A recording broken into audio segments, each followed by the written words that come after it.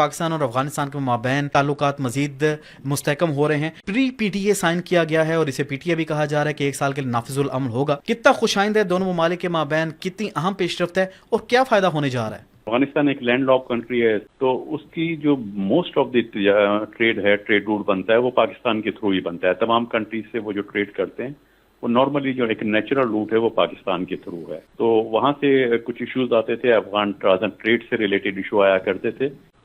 جو initial proposal دی گئی تھی کہ وہ پی ٹی اے کر لیں. پی ٹی اے میں یہ ہے کہ ایک پریفرنشیل ٹریڈ ایگریمنٹ ہے، میں ایک لمبی لسٹ ہوتی ہے جو ان کی طرف سے آ جائے گی، ایک پاکستان کی طرف سے آ جائے گی. اس لسٹ میں جو کموڈیٹیز ہوں گی اس پر وہ ٹیکس فری ہوں گی، ان کی امپورٹ ایکسپورٹ ٹیکس پر فری ہوگی. پاکستان جو لسٹ دے گا افغانستان کو جائیں گی، افغانستان ان پہ ٹیکس نہیں لگائے گا. افغانستان سے وہ چیزیں پاکستان میں آئیں گی، وہ نارملی جو افغانستان سے آتی ہیں ان میں ظاہر ہے کہ کوئی انڈسٹریل مینوفیکچرنگ گڈز نہیں ہوتی، اس میں فروٹس ہوتے ہیں، ڈرائی فروٹس ہوتے ہیں، دوسرے اس طرح کی کلاتھس ہوتے ہیں، کچھ یہ چیزیں آتی ہیں، تو ان پر پاکستان میں کوئی ڈیوٹی نہیں ہوگی.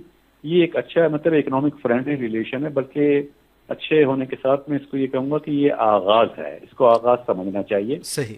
اس کے بعد ہم ایف ٹی اے کی طرف بھی جا سکتے ہیں، اور ایف ٹی اے کے بعد جو ٹرانزٹ ٹریڈ کا ایشو آ رہا تھا اس پر ایف پی سی سی آئی کی جانب سے ایک مرتبہ کسٹم یونین کی بھی پرپوزل دی گئی تھی، جس طرح گلف یونین ہے یا دوسرے ہیں، اس میں ٹیکس کا مسئلہ ہی ختم ہو جاتا ہے.